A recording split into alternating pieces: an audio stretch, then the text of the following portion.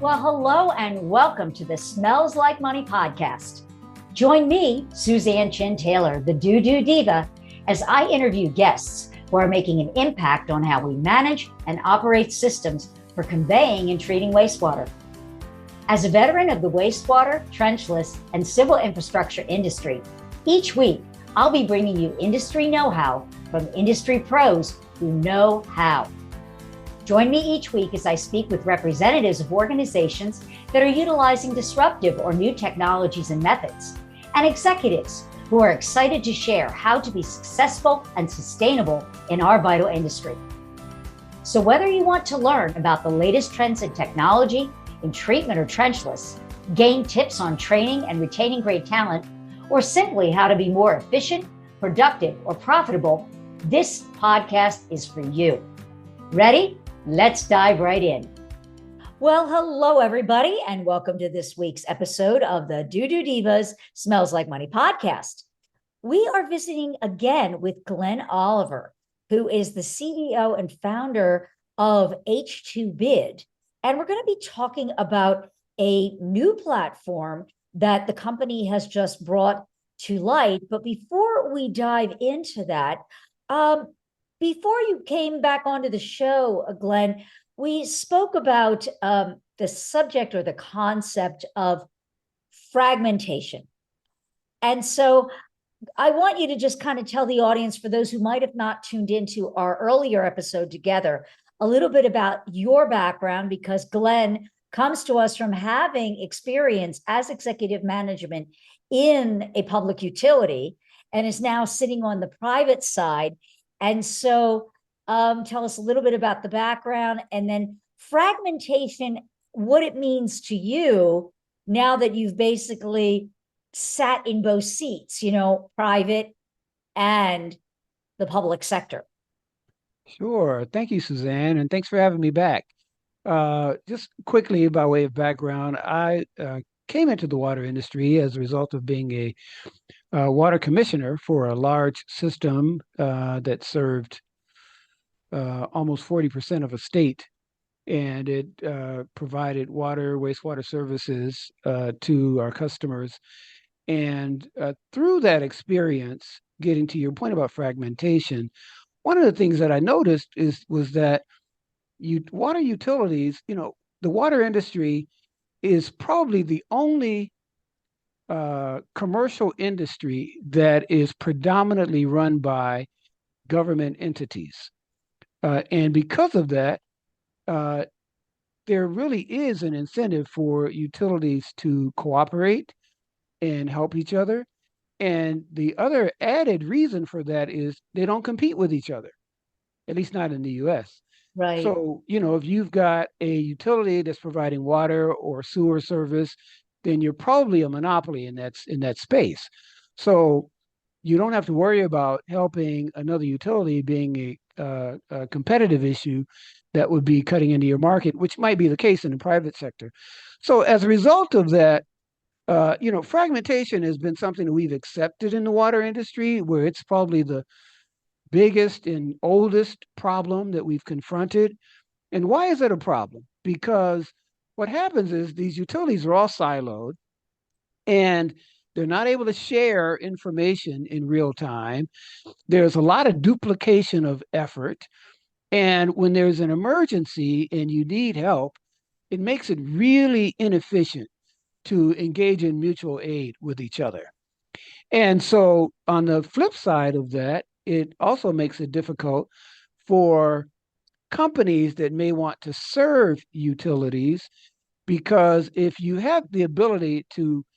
a supplier and you have the ability to know what utilities use in their system, and you can see that a lot of utilities may be using that item, then that's a reason for if you're already in the industry, to carry that item, or B, if you're trying to look at breaking into the industry, you can see whether there is a need or a demand for whatever it is that you're trying to sell, because by and large, you're probably going to be trying to fix an existing problem with a new solution. So you can see whether there is a need or a demand for that product.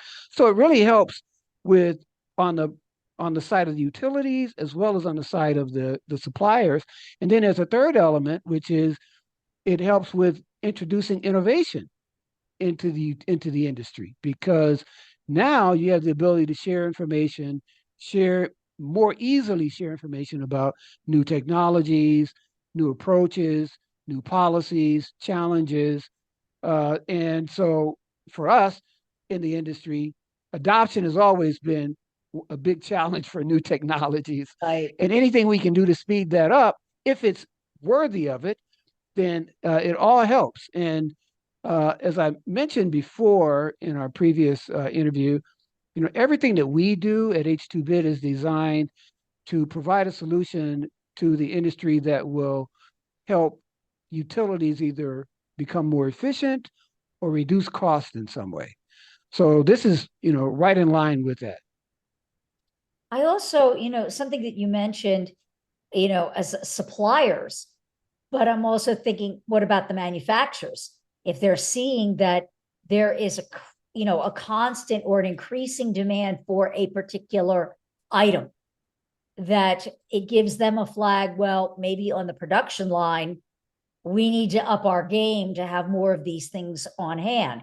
Because as we've all experienced, I still laugh about it. There's still jokes about, what is it, the great toilet paper shortage or run, right at the beginning of COVID. But there have been, we laugh about that as, my gosh, that was just absolutely ridiculous, and silly. But at the same time, how many of us have gone to the grocery store and things that there used to be an abundance of supply on the shelf, that there are certain things that we love that just aren't there. And I have to think, well, if we're having that kind of experience in the grocery store, I am sure the municipalities, utilities, parts that they need, they may be having similar issues in getting things that they need, or keeping their, safe, what do you call that safety number or surplus, like what they have to have on the shelf in the event of an emergency, which led us to this conversation about this new thing that you've got going, because we're all dealing still, and I don't know when it's going to stop, if it's ever going to stop, issues with supply chain.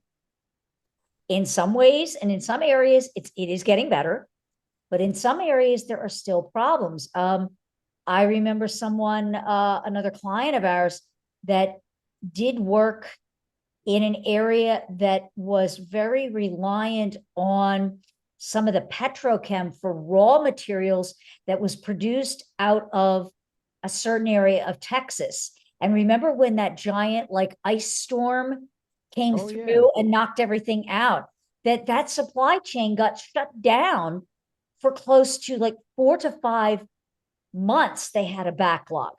So imagine, they couldn't deliver product because they had no raw materials. And I'm thinking to myself, well, how does that help with your, what happens with your revenue?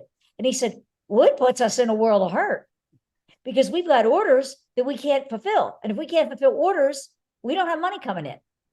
And so when you were saying about supply chain and this thing that you introduced me to, I was like, wow. And you started it in an area, you started it in the Caribbean. And most of us thinking Gulf Coast to Caribbean, what do they have to deal with every single year? We all know. Right, exactly. Storms, tornadoes, hurricanes. Yeah. Exactly. And so I don't want to do a spoiler alert, but this is all about taking a concept to help with something that, is widespread with COVID, but it started in one area where they just have to deal with these kind of situations year after year after year, because the weather's never going to stop. Hurricane season is not going to say, oh, I think we're just not going to do that this year. No, I think the man upstairs might have another idea. And so with that said, Glenn, I'm just going to let you take it from here and tell the story about this new solution to help fragmentation and some of the real, I would say, severest pain points related to fragmentation. But I want to back you up for one moment because I was not aware. I kind of heard it in that term, but for those who are listening that may not be aware of the term mutual aid, can you please explain what that means? Because that I know that you're going to be saying that or talking about that a lot in this little thing that we're going to be looking at soon. Sure, that's a really important point that you raised. Mutual aid refers to utilities assisting each other when there's an emergency need for Okay. materials, equipment, help in some way. So it's mutual aid, utilities helping each other. And that comes into play particularly when you are in a situation where there's been some kind of natural disaster, a hurricane, a flood, an earthquake, a volcanic eruption, a tornado, you can name it. It could be any number, or it could have been it could be, I hate to mention it, but could be a terrorist situation. And as a result of that, your system is down and you need help. And oftentimes, when there's been some kind of major natural disaster and the system is all torn up, the very first thing that you have to find are the parts to fix the system. So you might have the people, but you don't have the parts. And that ties directly into your point about how today the supply chain challenges are frustrating in a lot of ways. The desire to get systems back up and running fairly quickly after there's been some kind of natural disaster. Okay. So now, for those of you who are just listening, Glenn is going to narrate what we're going to be seeing on the screen, but you might want to come back and see it because it's a very interesting little, slide presentation. So with that, Glenn, take it away and play the little video and just, kind of tell us what we're seeing here on the screen about this subject that we've been talking about in this new innovation and project that was a joint venture between you and who was it? The Inter-American Development Bank. Okay. All right. So go ahead. Thank you, Suzanne. So quick backup. This platform is actually not new. It's been used a lot in the electric utility industry. And we actually introduced it more. They had a few water utilities on board, but we are helping to bring on more water utilities and wastewater utilities into this platform, into this what we call virtual community.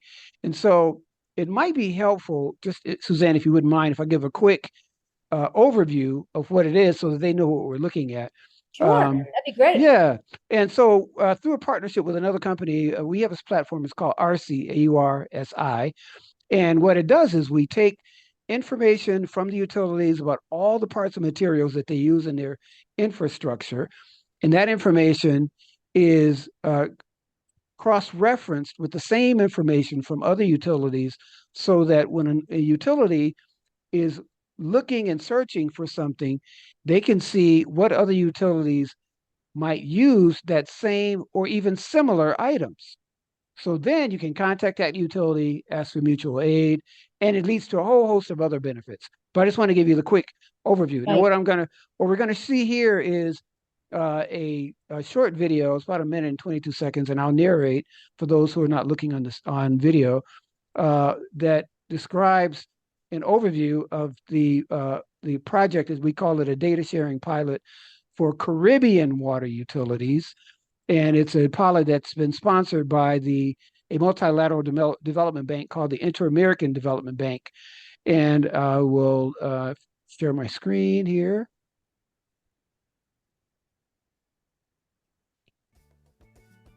So as you can see, this is AURSI, which is a new era for the water utility industry. It's a platform for parts and materials information, mutual aid, pool procurement, and surplus items. Just some numbers. It has been serving utilities since 1998. There are utilities from 8 countries, and 7 of them are from the Caribbean. The total amount that has been procured through the platform is about $800 million. A few of the benefits. Utilities can store, update, and share detailed materials data, faster disaster recovery. They can find and sell surplus items, save money on materials, and see options for replacement parts. It's an innovative virtual community where you can see what other utilities are using, contact your peers at other utilities, and find specs from other utilities. This platform provides utilities the ability to take the first step to join the new connected water utility industry.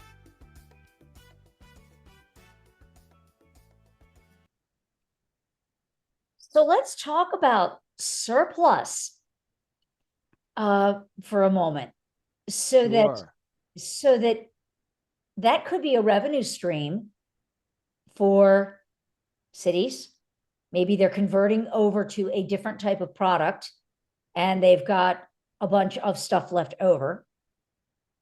They can then make that available to other cities who are still using that. But I love the concept of, and you showed me, I don't know if you're able to show the demo on screen. It's kind of hard when you had given me the demo of it, is that you could look and just say, you put in a part, let's say a valve, a shutoff valve that you use all the time, and look that up.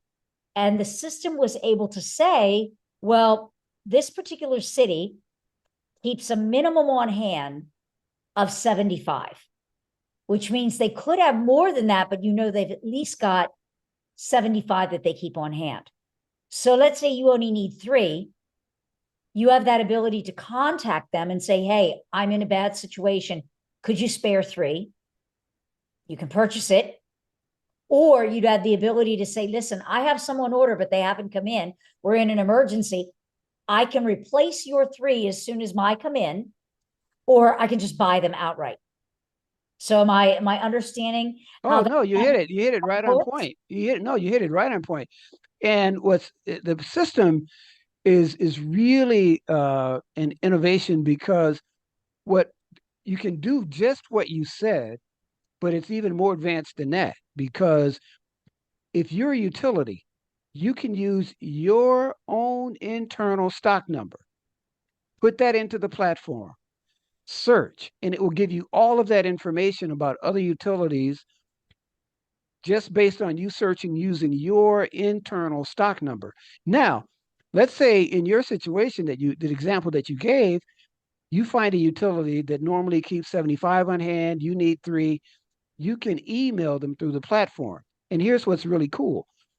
When you click their name to send them an email in reference to the item that you're talking about, the platform will translate from your stock number to their stock number.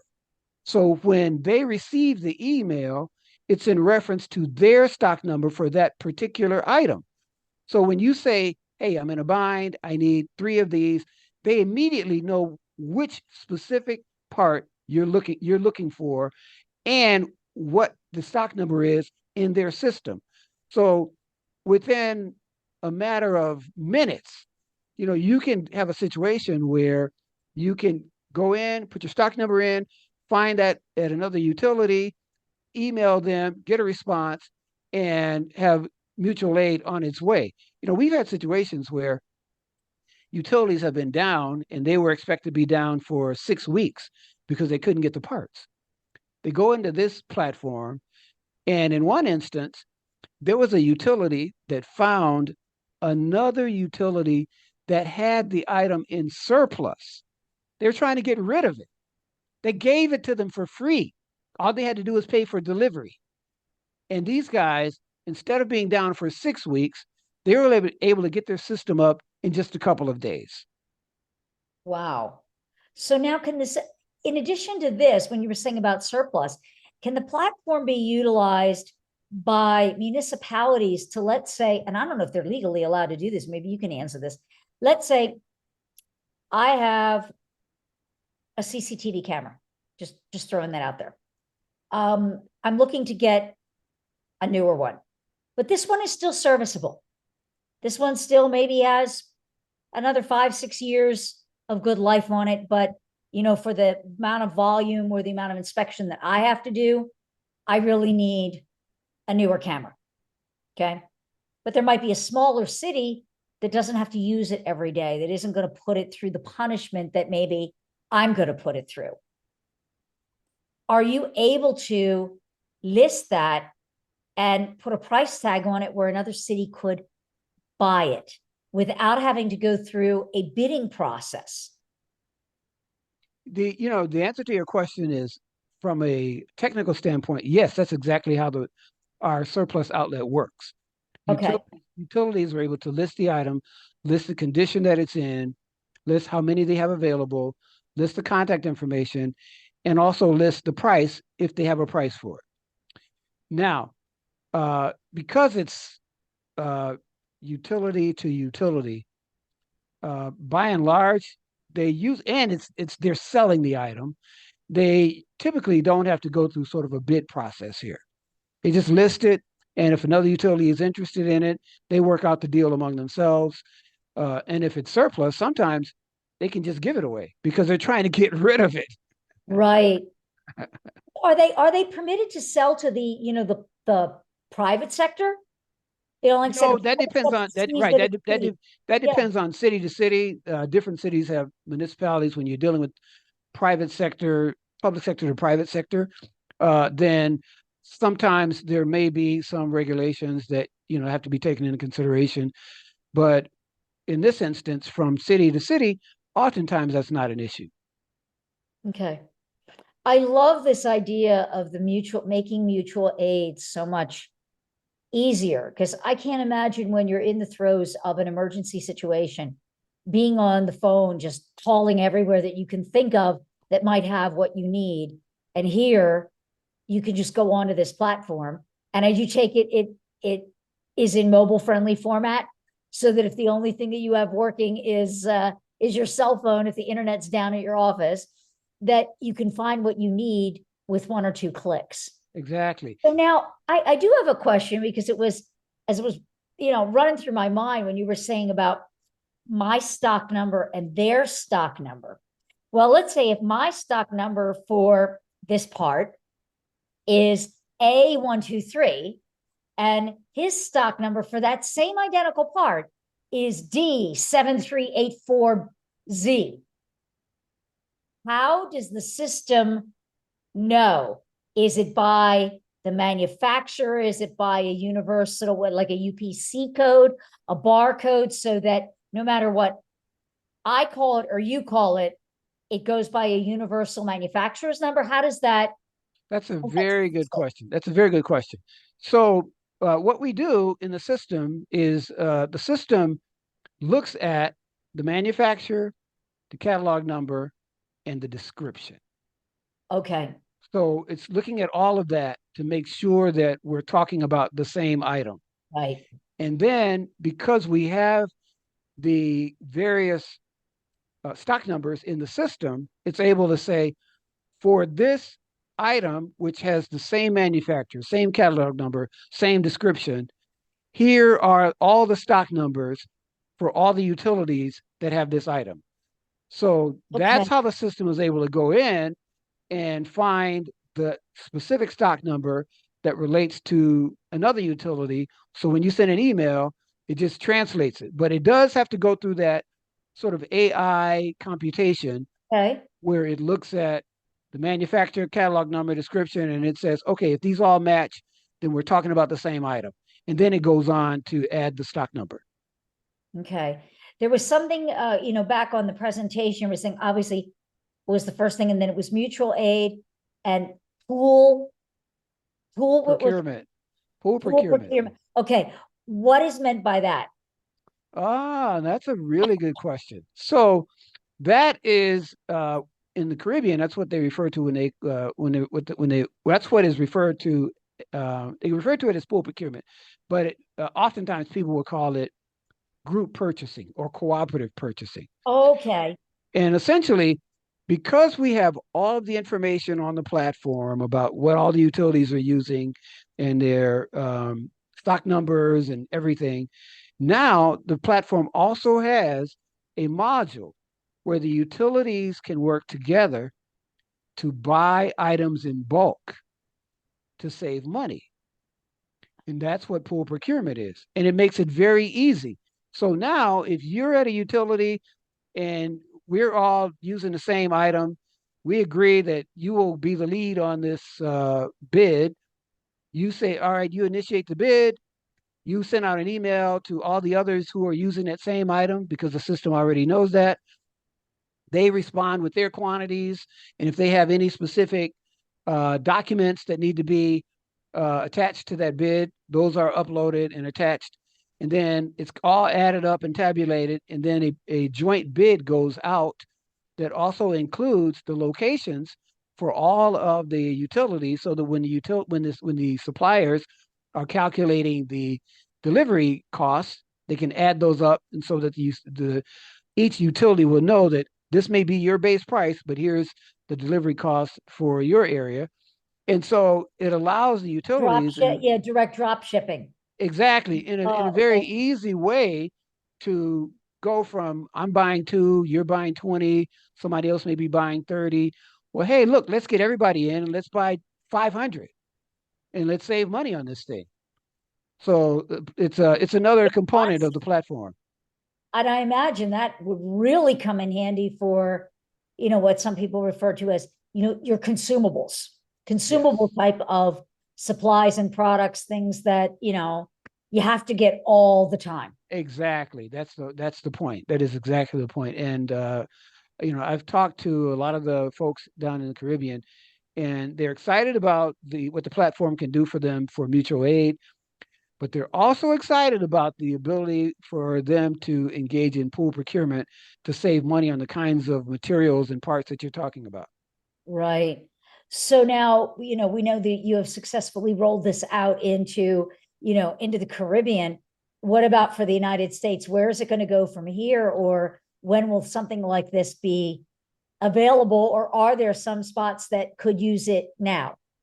Oh, it's definitely, and it has been in use in the United States for 20 years, primarily in Florida, believe it or not. Oh, well, that makes Um, sense. yeah, and so we're now just beginning to reach out to other utilities here in the United States.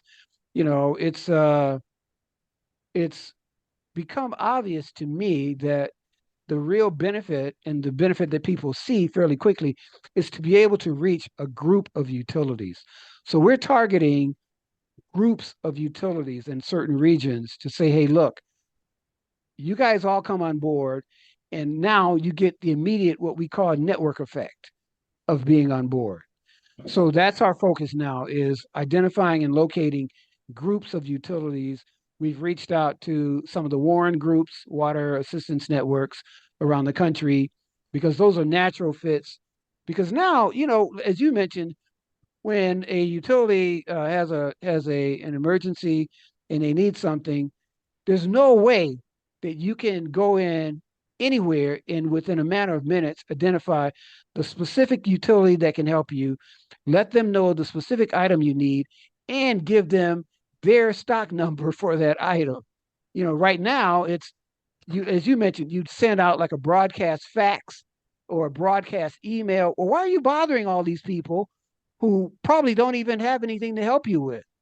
You should be able to go in and find the specific utility and only contact them, and only contact them for what you need. So this is really going to revolutionize the way mutual aid is done, both here in the United States and, quite frankly, worldwide.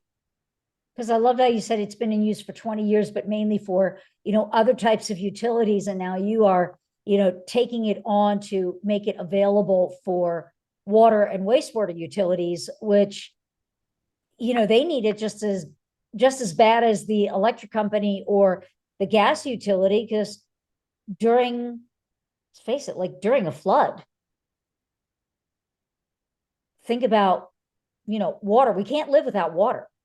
One of the first things, what is it that goes out when there's a flood related catastrophe? We don't have clean water to drink. Well, what's interesting too about that point you made there is that um, what happens over time is that if your water system is down for a prolonged period of time, Right. people start to leave. and oftentimes they may not come back. So you lose residents sometimes, oftentimes permanently. Now, there's another wrinkle to this, which is the bond rating agencies, Moody's, uh, Standard and Poor's, these guys, because climate change is becoming such an issue and these climate related disasters are increasing in frequency and severity, and factoring in what I just said, that if you have a system that's down for a prolonged period of time, you may lose a significant chunk of your residents. That means that if you've borrowed a lot of money for your utility or for your city, you have a long-term outage and you lose residents, that means that your tax base is going down, which Right. means you become a greater risk from a credit standpoint.